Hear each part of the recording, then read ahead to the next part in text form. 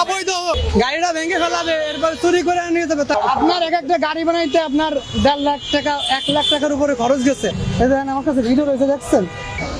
রাজধানীর ইন্দিরা রোডে একের পর এক অবৈধ ফুড কার্টগুলোকে ভেঙে ফেলা হচ্ছে।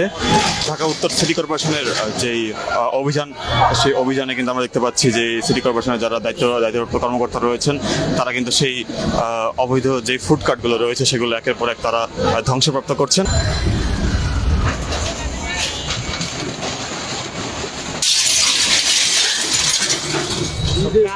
এটা অবৈধ, অস্বীকার করতেছি না।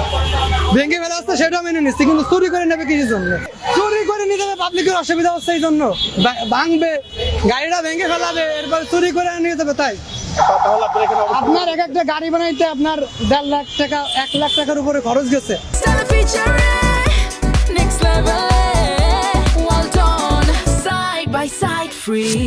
দেড় ঘন্টা 2 ঘন্টা সময় দিত, সবার সরাই নিতে পারতো। সেই সময়টুকু দেওয়া কি দরকার ছিল? আমার গাড়িটা আমি সরাই রাখছিলাম, আমার পাশের ব্যবসায়ী যারা ছিল তাদের ক্ষতি হয়েছে, আমার আপাতত কোনো ক্ষতি হয়নি। এখানে অনেকদিন ধরে ব্যবসা করতেছে, 1 ঘন্টা সময় দিত, ভাই তোমাদেরকে 1 ঘন্টা সময় দিলাম, নিয়ে যাও। আপনি আধা ঘন্টার কথা বলতেছেন, এতগুলো দোকান সরাইতে তো 40-50 মিনিট সময় লাগে। এখন আপনারা কি করবেন? ভাই আমরা করছি কি, এইটা যেহেতু নিচ্ছে, কেন নিচ্ছে এটা আপনাদেরকে দেখাচ্ছি। দেখেন, আপনার 2টা জিনিস দেখেন, সবকিছু তো ভেঙে ফেলা আসছে, আরো যদি সিটি কর্পোরেশনের লোকগুলো সব চুরি করে নিয়ে যায়। এখানে পুলিশ প্রশাসন রয়েছে না? এই যে গ্যাসের সিলিন্ডার দেন 2টা উঠাই দিছে, ওই পাশ থেকে আইনা দিতে দেখেন, আমি ভিডিও করে রাখছি। এই যে দেখেন তারা থেকে উঠাচ্ছে, এই দেখেন আমার কাছে ভিডিও রয়েছে, দেখছেন? ভিডিও অল্প একটু করার আগে।